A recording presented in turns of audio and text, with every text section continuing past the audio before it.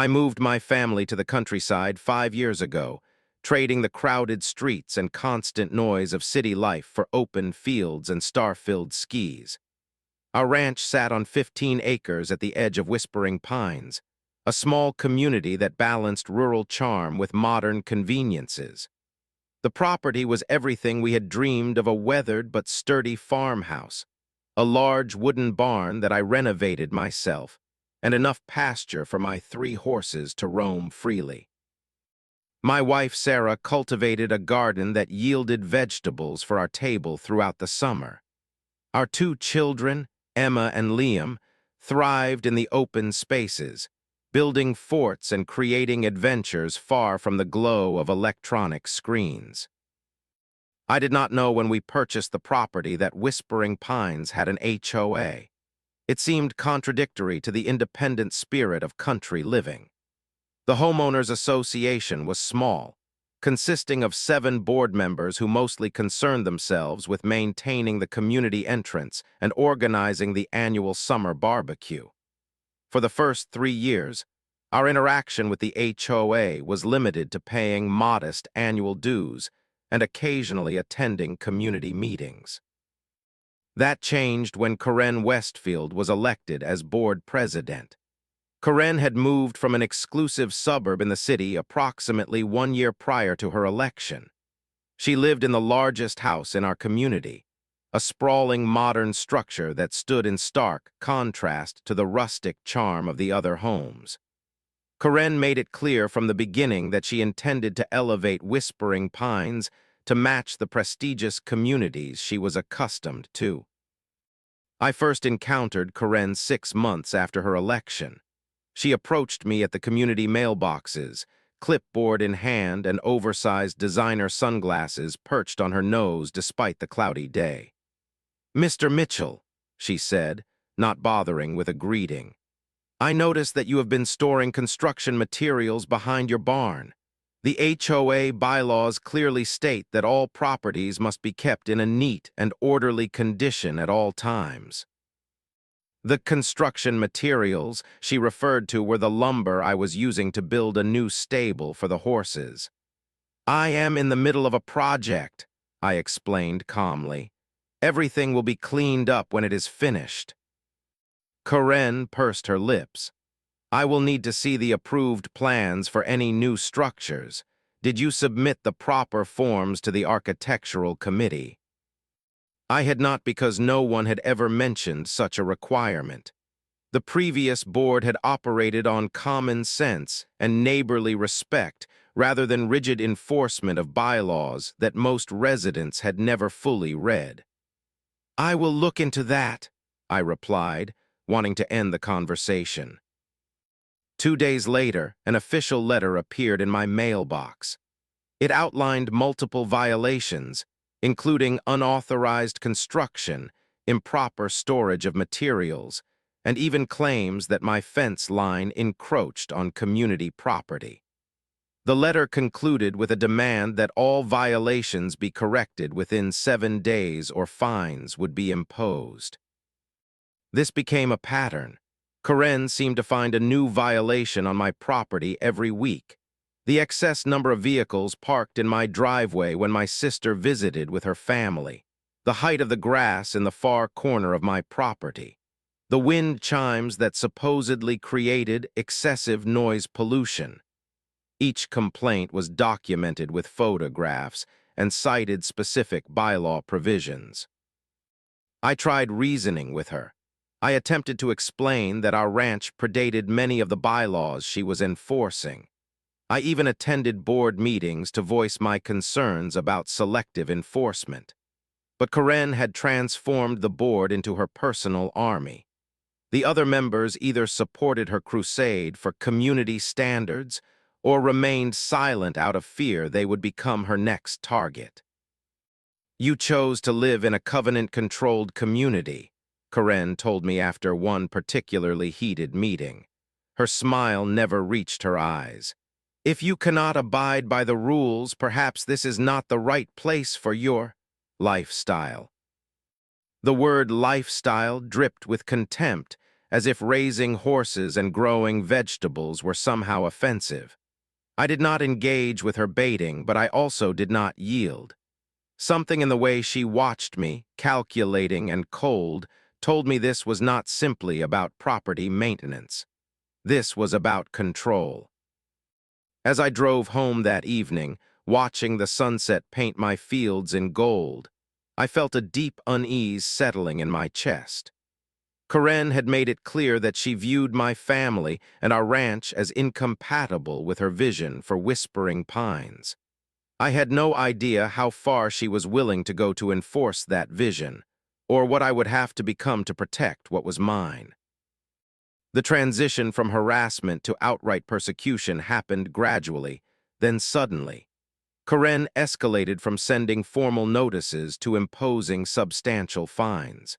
The first major fine arrived in an official-looking envelope, $500 for maintaining livestock beyond the permitted limit.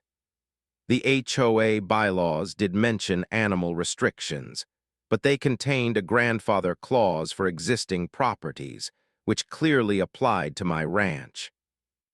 When I pointed this out in my formal appeal, Karen responded with a newly amended bylaw. Somehow, the board had voted to remove the grandfather provision without proper notification to the affected homeowners. I later learned that Karen had called an emergency meeting with minimal notice, ensuring that only her supporters were present for the vote. The fines multiplied. $700 for an unauthorized agricultural structure, my greenhouse where Sarah nurtured seedlings for her garden. $1,000 for commercial activity, because my daughter Emma had set up a small stand selling lemonade and cookies at the end of our driveway. $800 for exceeding noise limitations, because my son practiced his trumpet with the windows open. I documented every fine, every amended bylaw, every instance of selective enforcement. I watched as Karen ignored similar violations on properties belonging to her allies while photographing every detail of my land. She began driving by our home multiple times per day, slowing her luxury SUV to a crawl as she documented any perceived infraction with her phone camera. The HOA board meetings transformed from community discussions into Karen's personal tribunals. She would project photos of my property on the wall, dissecting each violation in clinical detail while board members nodded along. When I attempted to speak in my defense, she would cut me off, citing time limitations or procedural rules. The few neighbors who dared to support me were similarly silenced.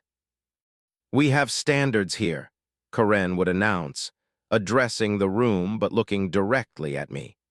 Some people simply refuse to understand that their actions affect property values for everyone. The financial pressure was one thing, but the psychological warfare was worse. My pregnant wife Sarah began experiencing anxiety attacks. She had always loved tending her garden, but now she jumped at the sound of every passing car, fearing it was Karen documenting some new violation. My sister Amanda, who lived with us and helped with the children, was cornered by Karen at the community mailboxes one afternoon. "Your brother is causing problems for everyone," Karen told her, voice low but intense. "There are consequences for people who disrupt communities, legal consequences, criminal consequences. I would hate to see your family caught up in that." Amanda returned home shaking. The veiled threat crossed a line. I contacted a lawyer who specialized in HOA disputes, presenting my extensive documentation of Karen's campaign against us. The lawyer confirmed that many of the amended bylaws had been implemented improperly, and the selective enforcement constituted harassment. He advised me to file a formal complaint with the county and pursue mediation as required by state law. I followed his advice, but Karen was already moving in other directions. She contacted the county zoning office, claiming that I was operating an illegal commercial farm in a residential area. A zoning inspector visited my property but found nothing in violation. Karen then reported us to animal control, alleging neglect of our horses. Again, inspectors found the animals were well cared for and properly housed. Frustrated by these failures, Karen escalated further.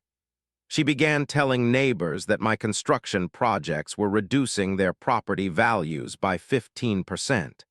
She claimed that our well was depleting the community water table.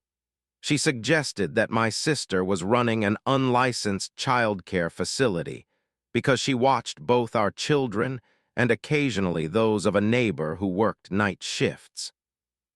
The emotional toll on my family deepened. Sarah was now 7 months pregnant, and her doctor expressed concern about her blood pressure. The children sensed the tension despite our efforts to shield them. Emma stopped inviting friends over, embarrassed by Karen's obvious surveillance of our home. My sister considered moving out, fearing she was making our situation worse. One evening, I found Sarah crying at the kitchen table, a new letter from the HOA in her hands. "Maybe we should just sell," she whispered. "Find somewhere else, start over." I sat beside her and took her hand. In that moment, seeing her distress, something hardened inside me. This was no longer about bylaws or fines or property rights. This was about a woman who had made it her mission to drive us from our home, who had brought fear into the eyes of the people I loved most. "We are not going anywhere," I told Sarah, my voice steadier than I felt. "This is our home, our land, and it is time we showed Karen exactly who she is dealing with." I had no idea that within 48 hours, Karen would cross a line that could not be uncrossed, that she would send strangers to our door who would threaten not just our peace, but our safety. And in doing so, she would finally give me the weapon I needed to end her reign for good. The morning began like any other. Sarah was preparing breakfast while I checked on a mare that was close to foaling. My sister Amanda was helping the children get ready for school. The September air carried the first hint of autumn crispness. I had spent the early hours in the north field, repairing a section of fence that had been damaged during a recent thunderstorm. As I walked back toward the house, wiping sweat from my forehead, I noticed 3 vehicles turning into our long driveway. They moved with purpose, 2 black SUVs and a dark blue sedan, all unmarked but with the official-looking presence of law enforcement. My first thought was concern, not suspicion. Had something happened to a family member? Was there an emergency? I quickened my pace as the vehicles parked in a practiced formation that partially blocked our driveway. 6 men emerged, all wearing tactical vests over casual clothes. They carried themselves with authority, but something seemed off in their presentation. Their movements lacked the coordinated discipline of actual law enforcement. From my position near the barn, I could see Sarah step onto the porch, one hand protectively on her pregnant belly. 2 of the men approached her while the others began moving toward the barn and horse paddock. My blood turned cold when I heard one of them speak. "Ma'am, we have received multiple reports of code violations and potential criminal activity at this address. We need to inspect the premises immediately." Sarah's voice trembled but remained firm. "May I see some identification, please, and a warrant?" One of the men flashed something that resembled a badge, too quickly for proper inspection. "This is a community safety matter, ma'am. We have jurisdiction under county ordinance to investigate potential hazards. Now please step aside." I was close enough now to see the confusion and fear on Sarah's face. The men were being deliberately intimidating, standing too close, using authoritative language to overwhelm her. 2 others were already circling toward our barn, while another photographed our property. "Excuse me," I called out, keeping my voice level despite the anger building inside me. I am the property owner. What exactly is happening here? The apparent leader turned toward me. He wore sunglasses despite the overcast day, and his tactical vest had patches that resembled police insignia but lacked specific department identification. Sir, we have received numerous community complaints about this property. Illegal structures, unpermitted livestock operations, possible environmental violations. We need full access to conduct our investigation. I stepped between these men and my house, noticing details that raised alarm bells. Their tactical gear was mismatched. The radios they carried appeared to be consumer-grade rather than police equipment. None had displayed proper identification or paperwork. I am going to need to see proper identification from each of you, I said firmly, and a warrant signed by a judge before you inspect anything on my property. The leader's demeanor shifted instantly from professional to aggressive. We do not need a warrant for visible violations, sir. Your continued obstruction could result in additional charges. It was the word additional that confirmed my suspicion. Real law enforcement would not make such a presumptive statement. As the leader took a step toward me, hand moving toward his belt in an implied threat, I gave a short whistle. From around the side of the barn emerged Robert and Michael, two of my ranch hands who happened to be off-duty sheriff's deputies who worked my property on their days off. Both were in civilian clothes, but carried their department-issued identification. Michael had already made a call on his radio. "Sheriff's Department," Michael announced clearly, holding up his badge. "Everyone needs to stay exactly where they are." The reaction was immediate and telling. Two of the supposed officers froze in place. One began slowly backing toward his vehicle. The leader maintained his position, but I could see perspiration breaking out on his forehead. "These gentlemen were just explaining why they are on my property," I said to Michael. "Something about complaints and violations. Perhaps you could help verify their credentials." Robert approached the leader, hand extended. "Deputy Robert Callahan, County Sheriff's Department. May I see your identification and jurisdiction paperwork?" The leader hesitated, then reached for his pocket. Instead of producing credentials, he turned suddenly and began walking rapidly toward his vehicle. "We will return with full documentation. This property remains under investigation." Michael stepped into his path. "No, sir. No one is leaving until we determine who authorized this visit and under what authority you are operating." In the distance, I heard sirens approaching. Sarah had retreated into the house with the children, and my sister stood in the doorway, already on the phone with our lawyer. The fake officers now looked nervous, exchanging glances as their facade crumbled.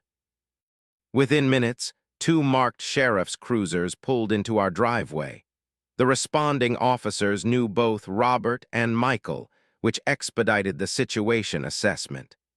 None of the 6 men could produce legitimate law enforcement credentials. Their badges were high-quality counterfeits purchased online. The vehicles contained no official equipment, only cameras and document folders emblazoned with official-looking seals. As the men were separated for questioning, I stood on my porch watching the scene unfold. My home had been invaded, my family frightened, my sense of security shattered. This was no longer a neighborhood dispute over fence height or garden beds. Someone had sent imposters posing as law enforcement to intimidate my family and potentially violate our rights. I did not need to wonder who was behind this. Only one person had demonstrated both the motivation and the moral bankruptcy necessary to orchestrate such a scheme.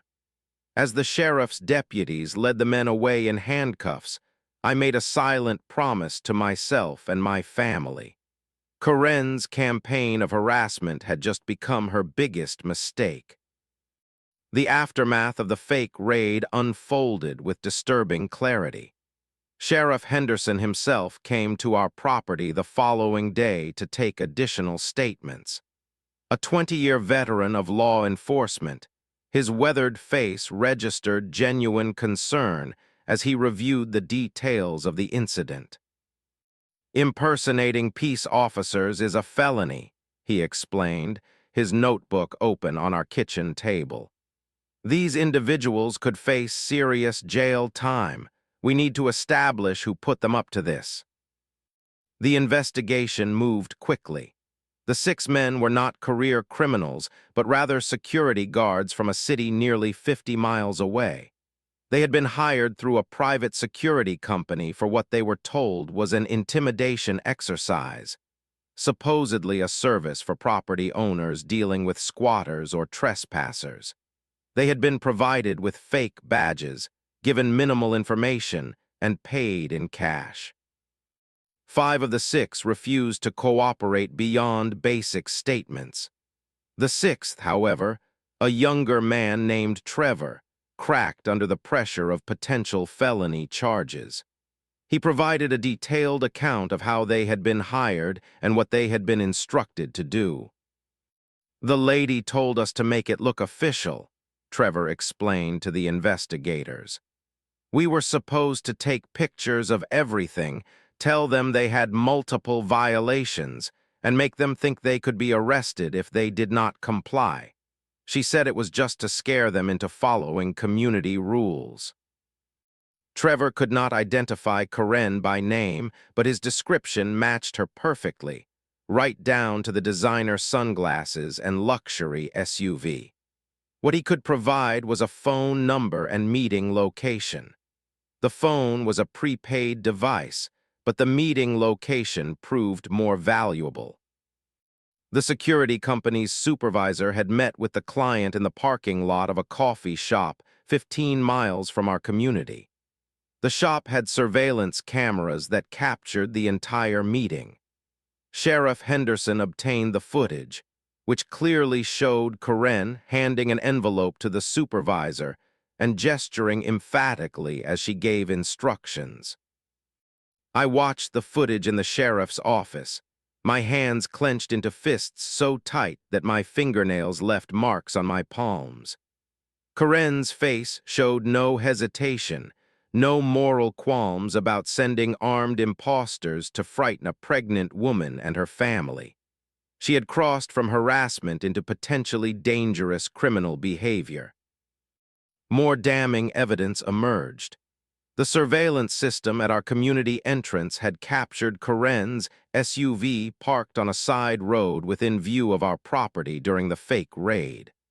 She had watched it happen, perhaps hopping to see us led away in handcuffs or at least thoroughly intimidated.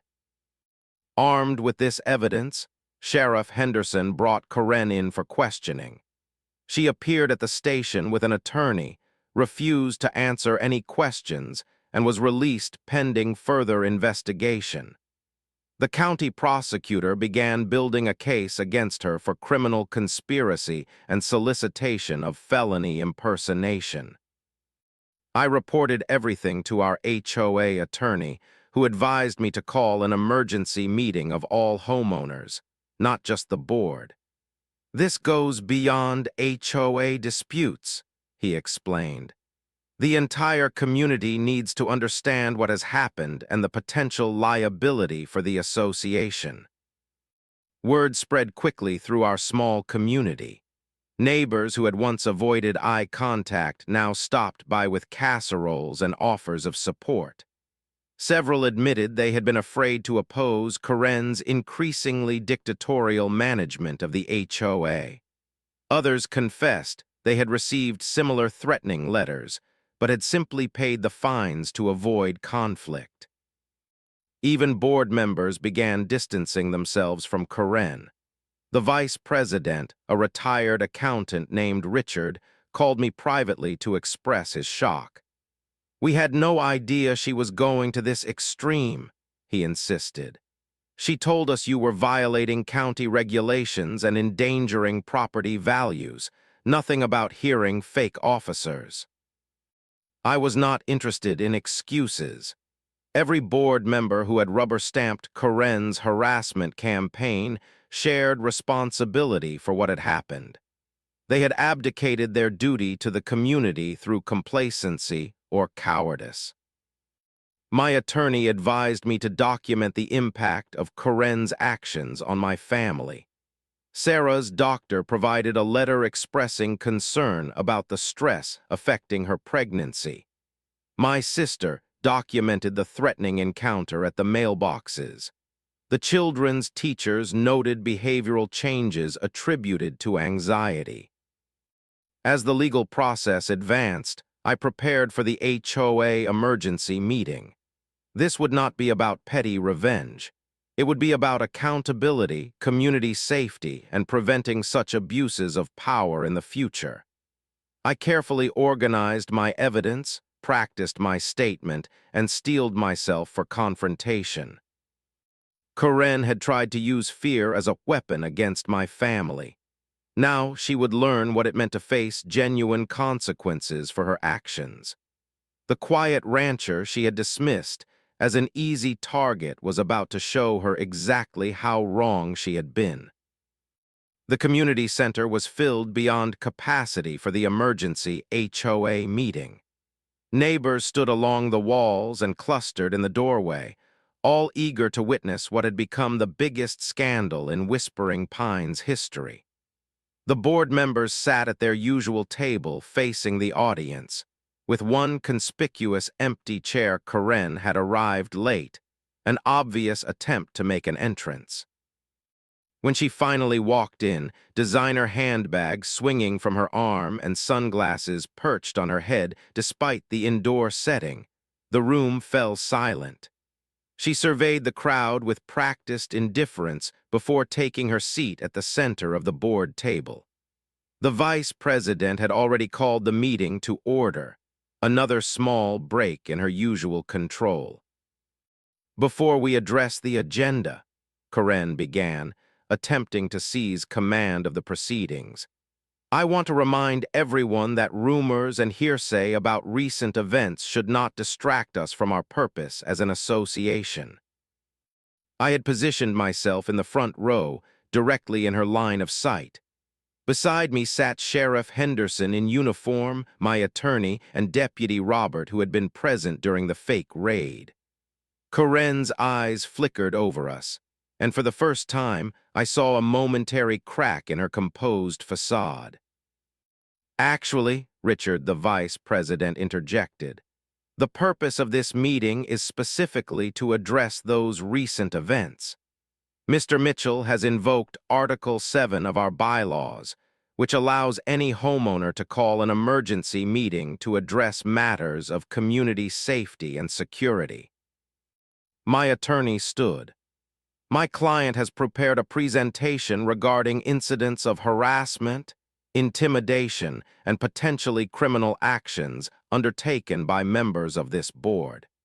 Given the serious nature of these allegations, we request that this presentation be entered into the official record of the association." Karen's attorney, a sharp-featured man in an expensive suit, leaned toward her and whispered something. She shook her head slightly and addressed the room. "As president, I must caution against allowing unsubstantiated accusations to be presented as fact. This could expose the association to significant liability." Sheriff Henderson stood next, his imposing presence commanding immediate attention. "As the chief law enforcement officer of this county, I am here to confirm that there is an active investigation into the incident at the Mitchell property involving individuals impersonating peace officers. This is not rumor or hearsay." A murmur ran through the crowd. Karen's expression hardened as she realized her usual tactics of dismissal and deflection would not work. She tried another approach. This meeting was called without proper notice and procedural adherence. I move to adjourn until proper protocols can be followed. No one seconded her motion. Even the board members who had previously supported her sat in uncomfortable silence. I took this opportunity to begin my presentation. With methodical precision, I laid out the escalating pattern of harassment, the selective enforcement of bylaws, the improperly amended rules, the excessive fines, the personal intimidation of my family members. For each allegation, I provided documentation letters, photographs, witness statements, recordings of previous meetings. Then came the most damning evidence. My attorney played the surveillance video showing Karen meeting with the security company. Sheriff Henderson presented Trevor's sworn statement identifying Karen as the person who orchestrated the fake raid. Finally, we showed the footage of Karen's vehicle parked near our home during the incident, proving she had witnessed her plan in action. The room erupted in shocked conversation. Karen's attorney frantically scribbled notes while she sat rigidly in her chair, her complexion growing paler by the minute. When she attempted to speak, her voice was drowned out by angry questions from homeowners. An elderly neighbor who rarely attended meetings stood up, her voice shaking with emotion. "I have lived here for 20 years. We created this HOA to bring neighbors together, not to terrorize families. What happened to the Mitchells could have happened to any of us who disagreed with Karen." Another homeowner, a former board member who had resigned shortly after Karen's election, spoke next. "I left the board because I saw where things were heading. The rules were being weaponized against specific residents. Anyone who questioned decisions was pushed out." Richard cleared his throat and addressed the room. "In light of these extraordinarily serious allegations and the evidence presented, I move that we immediately suspend Karen Westfield from her position as president pending a full investigation by both law enforcement and an independent counsel retained by the association." The motion was quickly seconded. Karen finally found her voice, sharp with indignation. "This is a coordinated attack on my character and reputation. Everything I have done has been for the benefit of this community and property values." But her words fell flat in the face of the evidence. When the vote was called, it was nearly unanimous in favor of her suspension. Only Karen and one loyal board member voted against the motion. As the meeting continued, I proposed a series of reforms to prevent such abuses in the future. Term limits for board members, transparency requirements for all enforcement actions, an independent appeals process for fines and violations, and mandatory mediation before legal action. Karen gathered her belongings and stood to leave, her attorney close behind her. As she walked toward the exit, neighbors who had once deferred to her authority now turned away or stared openly in judgment. Her power, built on intimidation and procedural manipulation, had evaporated in a single evening. I watched her departure not with satisfaction, but with a solemn sense that justice was finally in motion. This was not the end of our struggle, but it was the beginning of accountability. 3 weeks after the emergency meeting, a process server appeared at our door with legal documents. Karen had filed a defamation lawsuit against me personally, seeking $1 million in damages. The complaint alleged that I had engaged in a malicious campaign to destroy her reputation through false and defamatory statements about her conduct and character.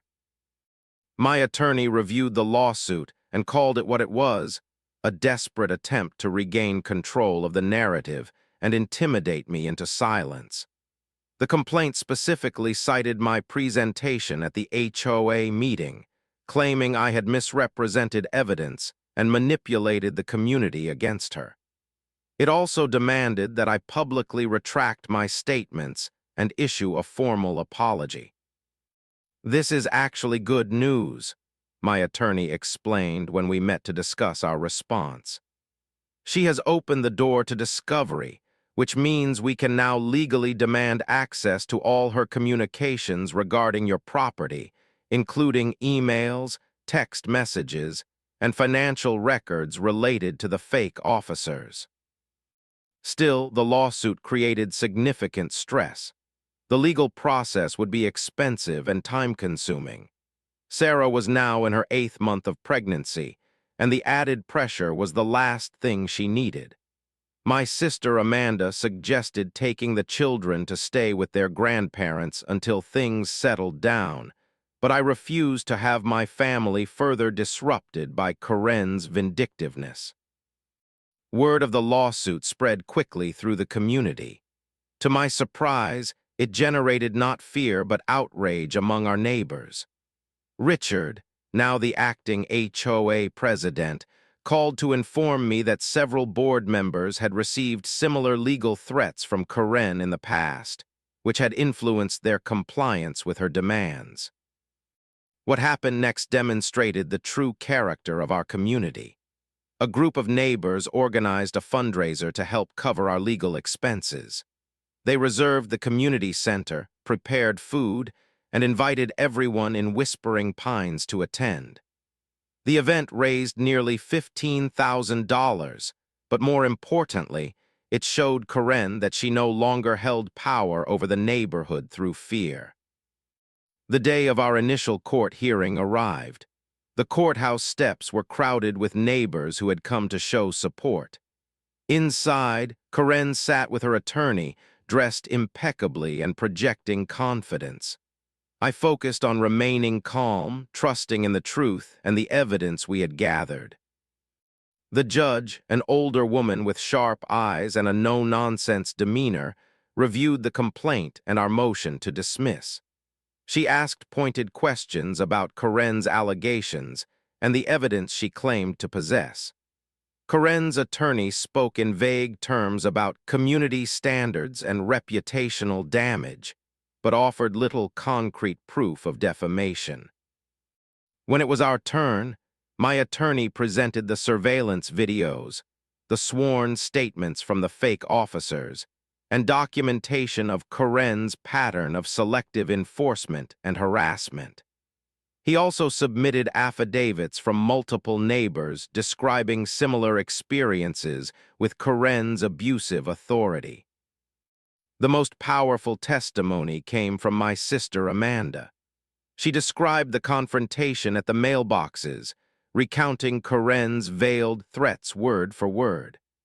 Her voice remained steady as she explained how those threats had made her fear for her family's safety in their own home.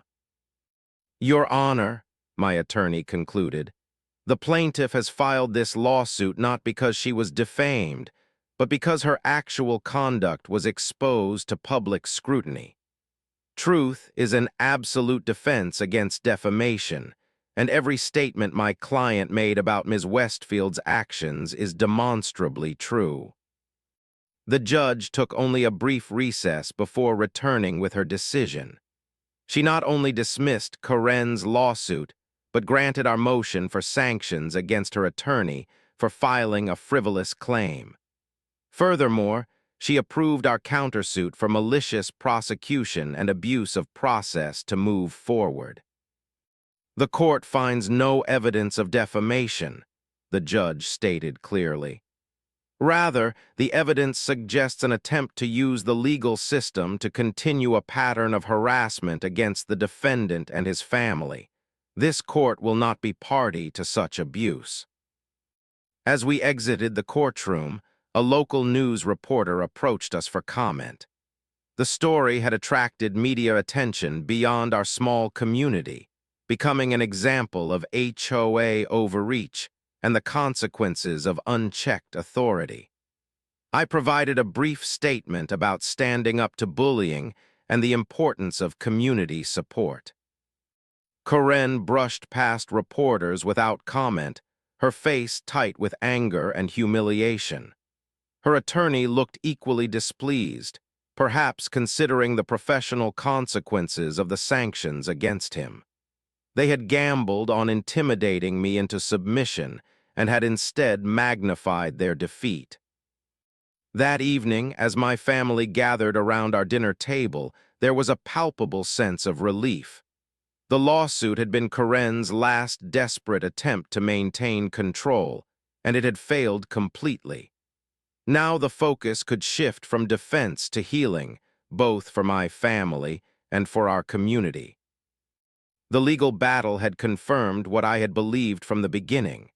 Standing firm against injustice, even when it comes wrapped in bylaws and procedures, is not just a personal choice, but a responsibility. Karen had counted on my silence, on my surrender. She had underestimated both my determination and the fundamental decency of our neighbors when confronted with the truth. The for sale sign appeared on Karen's lawn on a Tuesday morning. There was no announcement, no farewell, no acknowledgement of the damage she had caused. By Friday, a moving company had packed her belongings and departed. The house stood empty, a tangible symbol of how quickly power built on fear can collapse. In the weeks that followed, our community experienced a remarkable transformation. The first HOA meeting after Karen's departure lasted nearly 3 hours as neighbors freely voiced concerns and ideas that had been suppressed for years. Richard, serving as interim president, facilitated with genuine interest in consensus rather than control. The reforms I had proposed were adopted unanimously. Term limits for board members, transparent documentation of all violation notices, an independent appeals process, requirements for community-wide votes on significant bylaw changes. These structural changes would help prevent another Karen from emerging, but the most important change was in the community itself. Neighbors who had previously hurried past each other now stopped to chat. Impromptu gatherings appeared in driveways and front yards. The annual summer barbecue, which had become a sparsely attended formality under Karen's micromanagement, was revitalized with record attendance and a genuine spirit of celebration. Sarah gave birth to our daughter Grace in late October. She came into the world healthy and strong, no longer affected by the stress that had shadowed her mother's pregnancy. Neighbors organized a meal train, ensuring we had home-cooked dinners for the first 2 weeks after Sarah returned from the hospital. Even board members who had once rubber-stamped Karen's harassment stopped by with gifts and sincere congratulations. The criminal investigation into the fake raid continued its slow progress through the legal system. The 6 men who had impersonated officers accepted plea deals in exchange for testimony. Karen herself was charged with multiple felonies, including criminal conspiracy and solicitation of impersonating peace officers. Her attorney negotiated a plea agreement that included probation, community service, and significant restitution payments to my family. I declined to attend her sentencing hearing. There was no satisfaction to be found in watching her final humiliation. The goal had never been revenge, but justice and protection for my family. Those objectives had been achieved. Karen's departure from our lives was enough. Winter arrived with the first snow softening the landscape of our ranch. I stood on the porch one morning, watching Emma and Liam build a snowman while my sister Amanda supervised baby Grace in her bouncer. Sarah stepped outside and slipped her arm around my waist, her head resting against my shoulder. "What are you thinking about?" she asked. I considered the question carefully. "How close we came to losing all this," I finally replied. "Not just the property, but our peace, our sense of home." Sarah nodded. For a while, I was afraid every time I saw a car coming up the driveway. Now I just expect it to be another neighbor bringing more casserole than we can possibly eat. We shared a quiet laugh. The fear that had permeated our lives for months had dissolved, replaced by a deeper appreciation for our community and our resilience. The nightmare of Karen's campaign against us had revealed strengths we did not know we possessed. That afternoon, I walked the perimeter of our property, something I had done countless times before. The horses moved lazily through the snow-covered pasture. The barn stood solid against the winter wind. The greenhouse where Sarah nurtured her plants glowed with warmth and promise. I paused at the fence line where Karen had once claimed we were encroaching on community property. The survey we had commissioned proved the boundary was exactly where we had always maintained it was. Now that fence represented not a point of contention, but a simple demarcation. This is where our stewardship begins. This is the land we protect and nurture. Standing there in the fatting winter light, I reflected on what we had endured and overcome. One person's need for control had nearly destroyed what we had built. But in fighting to protect our home, we had also helped free an entire community from fear. The lesson was clear and profound. Silence in the face of injustice only empowers those who abuse authority. As darkness fell, I turned back toward our house. Through the windows, I could see my family moving about, preparing dinner, creating the everyday magic of a home filled with love. Karen had never understood that true value cannot be measured in property assessments or compliance with arbitrary rules. It exists in the quiet moments of safety and belonging that no HOA regulation can quantify. I had fought not just for land and buildings, but for this. I had fought not just for land and buildings, but for this, the simple, precious freedom to live peacefully on the land we loved, to raise our children without fear, to be part of a community built on mutual respect rather than intimidation. As I walked back to the house, snow crunching beneath my boots, I felt a profound gratitude, not just for what we had preserved, but for what we had learned. When faced with injustice, standing firm is not merely an option, it is a necessity. Karen had taught me that unintentionally, and it was perhaps the only worthwhile thing she had ever done. Inside, the warmth of our home enveloped me. Baby Grace cooed from her bouncer. Emma showed me her latest drawing. Liam proudly described the snow fort he planned to build tomorrow. Sarah smiled at me across the room, her eyes reflecting the contentment that had returned to our lives. This was what victory truly looked like. Not the defeat of an enemy, but the restoration of peace. Not the triumph of winning, but the simple joy of no longer having to fight. Our ranch was once again our sanctuary, and Whispering Pines had become the community it was always meant to be. The battle against Karen and her abuse of power had changed me. I was no longer just a quiet rancher who valued his privacy. I had become someone who understood the responsibility that comes with standing up for what is right, not just for oneself, but for others who cannot or dare not speak. As I closed the door against the winter night, I left behind more than just footprints in the snow. I left behind the fear that had shadowed us for too long. We were home, truly home, and no one could take that from us again.